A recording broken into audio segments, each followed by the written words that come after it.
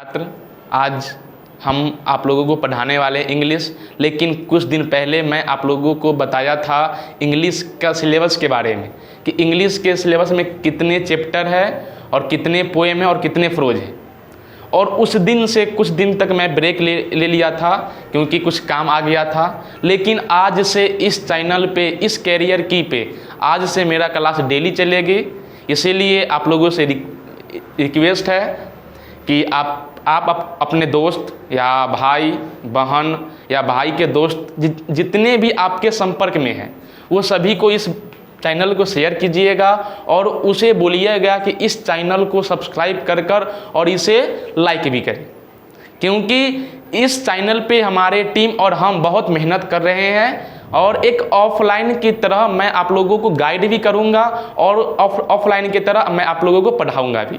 इसीलिए इस चैनल को अपने दोस्त के पास या अपने दोस्त के भाई के पास, जितने भी आपके नज़र में जो 11th 12th में पढ़ते हैं या 9th 10th में भी पढ़ते हैं, उसको इस चैनल को शेयर कीजिएगा और इस चैनल को सब्सक्राइब करने के लिए बोलिएगा। आज हम चलते हैं अपने क्लास पे। मैं आप लोगों को बताया था कि इंग्लिश में कितने पोएम होते हैं। 10 पोएम होते हैं। कितने पोएम होते हैं? 10 पोएम होते हैं। लेकिन बिहार बोर्ड वाला इंग्लिश में दो तरह से, दो सेक्शन से क्वेश्चन पूछते हैं। एक ग्रामर है और एक बुक है। तो आप लोगों को ग्रामर भी पढ़ना ज़रूरी है। तो मैं मंडे, ट्यूसडे और वेडनेसडे, ये 3 डेज मैं आप लोगों को पढ़ाऊंगा बुक। और इस 3 दिन, ये 3 दिन के बाद मैं आपको पढ़ाऊंगा थर्सडे को, फ्राइडे को और सैटरडे को। ये 3 दिन चलेगी ग्रामर। तो आज मंडे है तो मैं आप लोगों को पढ़ाऊंगा इंग्लिश बुक का फर्स्ट पोएम, जिसका नाम है sweetest love I do not go. I do not go. इस चैप्टर में बस कुछ नहीं होता है। इसमें 2 लवर होते हैं, 2 लवर, जिसमें से एक लवर जो पोएट होते हैं वो कहीं पे जा रहे होते हैं, यात्रा पे कहीं पे जा रहे होते हैं, क्योंकि वो चाहते हैं कि जो जीवन बचा हुआ है उस जीवन में मैं अपने जीवन में कुछ काम कर सकूं। इसीलिए वो अपनी प्रेमिका या पत्नी से दूर जाना चाहते हैं। तो उनकी जो पत्नी होती है, जो उनकी प्रेमिका होती है, उस पोएट को जाने के लिए अनुमति नहीं देती है, क्योंकि वह डरी हुई होती है कि जब ये जाएंगे किसी यात्रा पे तो उनके साथ क्या होगा। इसी बात को सोचकर उनकी पत्नी पोएट को जाने के लिए अनुमति नहीं देती है। ये सब पोएम में बातें आएगी। लेकिन पोएम को शुरू करने से पहले आपको पढ़ना पड़ेगा पोएट के बारे में, कि पोएट का जन्म कब हुआ था, कब मर गए थे, अपने जीवन में क्या क्या काम किए, वो किस पोएट से जाने जाते हैं। क्योंकि ऑब्जेक्टिव क्वेश्चन पोएट के इंट्रोडक्शन से ही आता है। इसीलिए मैं आप लोगों को सबसे पहले क्या बताऊंगा, पोएट का इंट्रोडक्शन, कि उनका जन्म कब हुआ, वो किस पोएट से जाने जाते हैं। लेकिन सबसे पहले sweetest love I do not go जो चैप्टर है, ये किस टाइप का चैप्टर है। कुछ देर पहले मैं बताया, इसमें बस एक प्यार वाली बात आएगी, इसलिए हम इसको बोल सकते हैं कि ये लव लिरिक पोएम है। किस टाइप का पोएम है? लव लिरिक पोएम है। किस टाइप का पोएम है बुआ? लव लिरिक पोएम है। लव लिरिक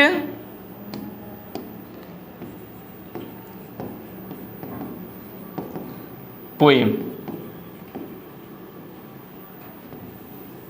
आप लोगों से पूछेगा which type is sweetest love I do not go, तो हम लोग क्या बोलेंगे? Love lyric poem. ठीक है। ये लिखे कौन है? इनके पोएट कौन है? इनके पोएट जॉन डॉन है। पोएट का नाम क्या है? John Donne. इनका जन्म कब हुआ था? 22 जनवरी 1572। कहाँ पे? इंग्लैंड में हुआ था जी, लंदन में, इन लंदन। लंदन कहाँ पे? इंग्लैंड में। और ये पोएट कब मर गए थे? ये मर गए थे 31 मार्च 1631 को। ठीक है। जॉन डॉन जो थे, इनके प्रेमिका का नाम क्या था? इनके प्रेमिका का नाम, इनके पत्नी का नाम क्या था जो इस चैप्टर में है? इनके प्रेमिका का नाम बोल सकते हैं एन मोर। नाम क्या था जी? एन मोर नाम था। इस एन मोर को आप प्रेमिका भी बोल सकते हैं या उनकी पत्नी भी बोल सकते हैं, कोई दिक्कत नहीं है। ठीक है। सबसे पहली बात, sweetest love I do not go कितने लाइन का पोएम है? ये पोएम कम से कम आप लोगों को मिलेगी 14 लाइन्स का। कितने लाइन्स का? 14 लाइन्स का पोएम मिलेगी। किस टाइप का पोएम है? लव लिरिक पोएम है। जॉन डॉन को किस पोएट के नाम से जाने जाते हैं? एग्जाम में पूछा जाएगा, John Donne was a dash poet, तो हम लोग बोलेंगे मेटाफिजिकल पोएट। क्या बोलेंगे? Metaphysical poet. एग्जाम में ऐसे भी पूछा जाएगा, मेटाफिजिकल पोएट से कौन से कवि को बोलते हैं मेटाफिजिकल पोएट, या who was well known as a metaphysical poet, तो हम क्या बोलेंगे? John Donne. आगे, ये जॉन डॉन अपने समय के ग्रेट प्रीचर भी थे। अपने समय के क्या थे? ग्रेट प्रीचर भी थे। ये ज्योतिष भी थे, भविष्यवाणी करते थे। ये कौन?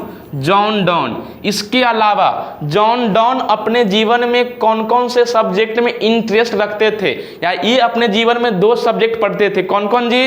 पहला है रीड थियोलॉजी, रीड और law, read law and studied theology.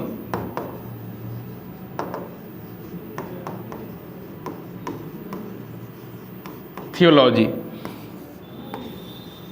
इसके बाद आगे चलते हैं। जो sweetest love I do not go है, इसको कंपेयर किया गया है शेक्सपियर के एक बुक के द्वारा। उस बुक का नाम क्या है? उस बुक का नाम है मैरिज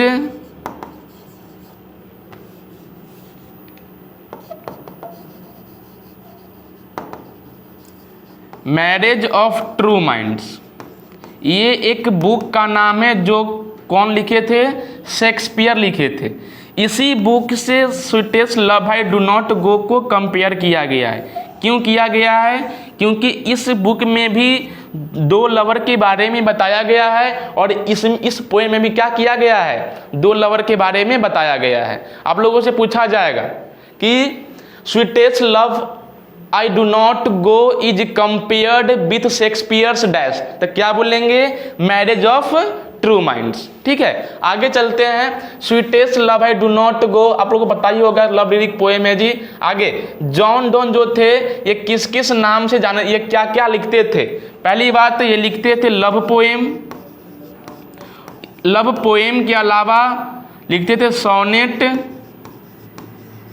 सरमन्स, उसके बाद सैटराइज एंड एलिगाइज। ठीक है। इसके अलावा एग्जाम में पूछा जाएगा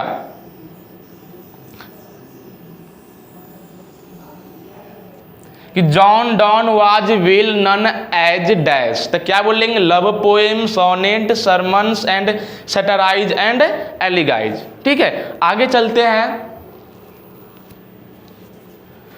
जॉन डॉन जो है इस पोएम में खुद को किस प्रकार प्रेजेंट किए हैं, तो बोलेंगे फर्स्ट पर्सन सिंगुलर नंबर, क्योंकि इस पूरे पोएम में जो जॉन डॉन है ना अपनी पत्नी को समझा रहे होते हैं, यानी कि बोलने वाला कौन, समझाने वाले कौन, जॉन डॉन। आप लोग को पता है कि फर्स्ट पर्सन सिंगुलर नंबर एक होते हैं, इसलिए बोलेंगे कि जो जॉन डॉन है इस पोएम में खुद को किस प्रकार प्रेजेंट किए हैं, तो बोलेंगे फर्स्ट पर्सन सिंगुलर नंबर, यानी कि present first person singular number. कुछ देर पहले हम बताए थे कि जॉन डॉन की पत्नी का नाम क्या है, एन मोर। तो जॉन डॉन किसी के यहाँ पे सेक्रेटरी का काम करते थे, तो वहीं पर एन मोर जो थे ना इनके एन मोर के चाचा के यहाँ काम करते थे। कौन, जॉन डॉन। जॉन डॉन एक सेक्रेटरी थे, तो वहाँ पे काम करते करते इस एन मोर से इनको लव हो गया। लव होने के बाद क्या हुआ, तो जॉन डॉन इनको लेकर भाग गए। किस ईयर में भागे थे, 1615 ईयर में भाग गए थे। किसको लेकर, एन मोर को लेकर। और वहाँ पे जाकर 42 ईयर्स में इनसे शादी कर लिए, और शादी करने के बाद जॉन डॉन जो थे ना ये जेल भी चले गए।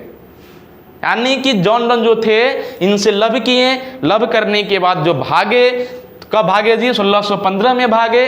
इसके बाद 42 के एज में जॉन डॉन एन मोर से शादी किए, और शादी करने के बाद जॉन डॉन कहाँ चले गए, जेल में चले गए। इतनी बात आपको पढ़ना पड़ेगा इस जॉन डॉन के बारे में।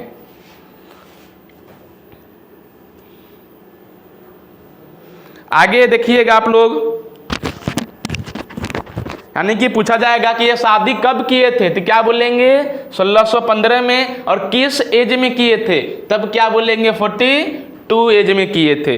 उसके बाद देखेंगे आप लोग, सब बता देवे किए हैं जी कि ये क्या क्या पढ़ते थे, रीड, लॉ एंड थियोलॉजी पढ़ते थे। ये अपने समय के क्या थे, ग्रेट प्रीचर थे। और इनको कौन सा पोएट बोलते हैं, मेटाफिजिकल पोएट है। हाँ, और एक और बात जी, जॉन डॉन जो थे, जॉन डॉन इस पोएम में खुद को किससे कंपेयर करते हैं, इस पोएम में खुद को सन से कंपेयर करते हैं। किससे कंपेयर करते हैं, सन से कंपेयर करते हैं। इस पोएम में एक लाइन लिखा हुआ मिलेगा कि जिस प्रकार सन मॉर्निंग में आता है और शाम को चला जाता है, उसी प्रकार से ये अपनी पत्नी को समझा रहे होते हैं कि मैं आपसे कुछ दिन तक दूर जा रहा हूं, लेकिन अपना काम खत्म करके फिर से आपके पास वापस चला आऊंगा। तो एक यात्रा पे जा रहे होते हैं। यात्रा का नाम क्या बोलेंगे हम, जर्नी बोल सकते हैं कि एक जर्नी पर जा रहे होते हैं। नहीं तो कहीं कहीं पे आपको ऑप्शन मिलेगा कॉन्टिनेंटल ट्रिप। क्या मिलेगा, कॉन्टिनेंटल ट्रिप। एक अनजान यात्रा पे जा रहे होते हैं। नहीं तो कहीं कहीं पे आपको मिलेगा जर्मनी भी मिलेगा। क्या मिलेगा, जर्मनी भी मिलेगा। इतनी बात आपको इस जॉन डॉन के बारे में याद रखना पड़ेगा। इस बातें को हम एक शेड्यूल में लिख देंगे, एक पैसेज में, जिससे आप लोगों को पढ़ने में और समझने में दिक्कत नहीं होगी। ठीक है, चलिए लिख देते हैं। नहीं तो आज के लिए इतना ही, फिर आपसे हम कल के क्लास में मिलते हैं। इसी के साथ, इसी को एक पैसेज में लिखने के साथ, और कल के क्लास में ही मैं आपको इस पोएम को अच्छी तरह से एक्सप्लेन कर दूंगा, जिससे आपको ऑब्जेक्टिव हो या सब्जेक्टिव हो, किसी भी क्वेश्चन को सॉल्व करने में दिक्कत नहीं होगी। लेकिन आप लोगों से रिक्वेस्ट है कि हम लोग इतने लगन से, इतने मेहनत से पढ़ा रहे हैं, तो आप लोगों को एक तो काम तो बनती है, क्योंकि ताली दोनों हाथ से बजती है जी। जैसे हम लोग पढ़ा रहे हैं इतने लगन से, इतने मेहनत से, तो आप लोगों को बस इतना काम करना है कि इस चैनल को अपने दोस्त के पास भेजना है, और उसे कहना है कि उसके भी कोई अपने दोस्त हो उसके पास भी भेजे। क्योंकि कि हम लोग एक ऑफलाइन की तरह बच्चे को गाइड भी करेंगे और उसे सिखाएंगे भी, और जो भी मेरे टीम है वो लोग भी एक ऑफलाइन की तरह आप लोगों को पढ़ाएंगे और सिखाएंगे। इसलिए आज के लिए इतना ही, और तब तक के लिए बाय बाय, और थैंक यू सभी लोग, सभी बच्चे को। फिर मिलते हैं हम आपसे कल के क्लास में इसी सब के साथ। ठीक है, नमस्कार।